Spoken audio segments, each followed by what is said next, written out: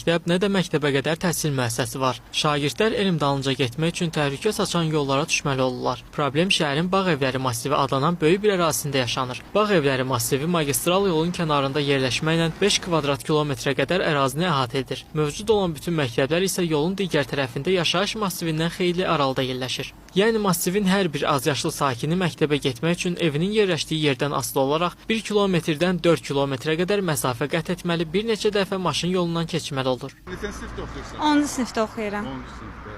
Necə oxuyursan? Yaxşı. Hə, yaxşı. Bax bu məktəbə gedirsiniz ha, bu yolu keçəndə çətinlik çəkirsiniz. Hə. Səhər o qədər maşın olmur, amma günorta çox maşın olur. Yol keçmək çox təhlükəlidir. Ona görə istəyərdim ki, bağ massivlərində, yəni məktəb tikilsin, istəyərdim, yəni beləsinə balaca tələbələr üçün də, yəni yaxşı olardı da tikilmək. Hansı məktəbdə oxuyursan? 10 nömrəli. Yolu nə tək keçirsən? Anamla. Ananla. Amma indi tək keçirsən axı. Anamı gözləyir indi. Hə, gözləyirsiniz.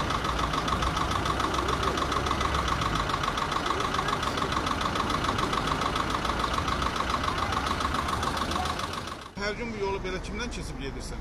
Anamla, əmimlə. Arada olur ki, özüm tək keçirəm. Təhlükəlidir yol keçmək. Məktəb burada çox uzaqdır. Problem uzun müddətdə öz həllini tapmır. Yəni sakinlərin dəfələrlə müraciət etmələrinə baxmayaraq dərdlərinə bir çarə tapan olmayıb. Yolun təhlükəsini nəzərə alan valideynlər hər gün uşaqları məktəbə özləri aparıb gətirməli olurlar. Bu da onlar üçün əlavə vaxt və pul itkisidir.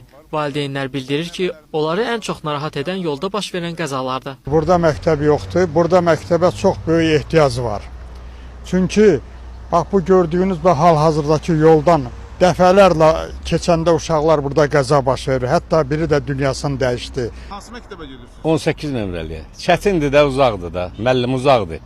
Yaxında məktəb olsa yaxşıdır. Böyük qəsəbədir bu. Ondan sonra bu uşaqları 3 dənə yoldan keçirdirik. Çətindir. Sabah bir gün bu uşağın tək getməyi var. Biz həmişə bunu aparmayacaq ki. Keçmək olmur. Gözləyirsən ki, bir nəqliyyat bir balaca azalsın, keçəsən. Hə, keçid də yox. Yox. Keçid Şirvanda harda var, keç yerdə yox. Uzaqdır məsafə, gedib gəlmək olmur. Hər gün belə təhlükəli keçirir. Hə, hər gün belə gedib gəlir. Həftənin 5 günün belə gedib gəlir.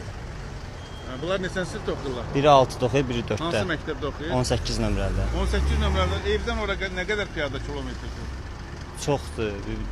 4 kilometr, 5 kilometr var. Yoxdur, bizim məhəllədə məktəb yoxdur. Uşaqlar girinci olub.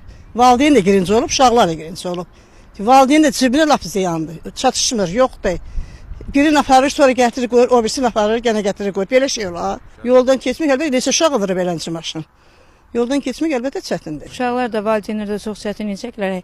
Həqiqi mənada mən özüm müəlliməyəm, buradan Könlən şəhər massivinə deyim ki,